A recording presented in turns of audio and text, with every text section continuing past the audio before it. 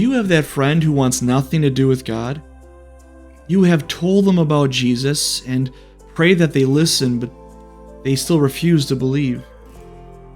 They've built up these walls around their heart, and it seems like a lost cause. Can you imagine how the Israelites must have felt when they came to that great city of Jericho? The walls were so tall and so thick, the doors were impenetrable. That city was shut up tight. The people of Jericho had made up their minds. They were going to stand against God.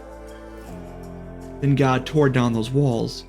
He could have done it in a moment, but instead, he sent the Israelites to walk around the city for 7 days. I can only imagine what the people of Jericho must have been thinking and how much they were laughing at these Israelites. But on that 7th day, they weren't laughing anymore. God ripped down those walls. Do you really think that our all-powerful God, who ripped down walls of stone and mortar, can't break through the walls that unbelievers build up around their hearts? After all, he worked faith in us, didn't he? God can change even the most resistant unbeliever. Do you remember the time that Paul and Silas were in prison? God gave an opportunity for Paul and Silas to talk to the jailer. Now, this man had set himself against God, and yet God worked faith in his heart and his whole family, and he was overjoyed.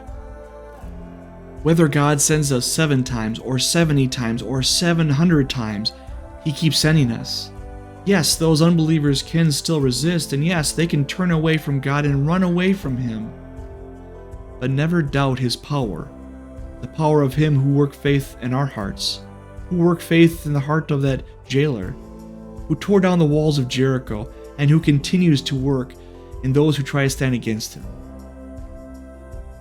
The jailer brought them into his house and set a meal before them. He was filled with joy because he had come to believe in God, he and his whole family. Amen.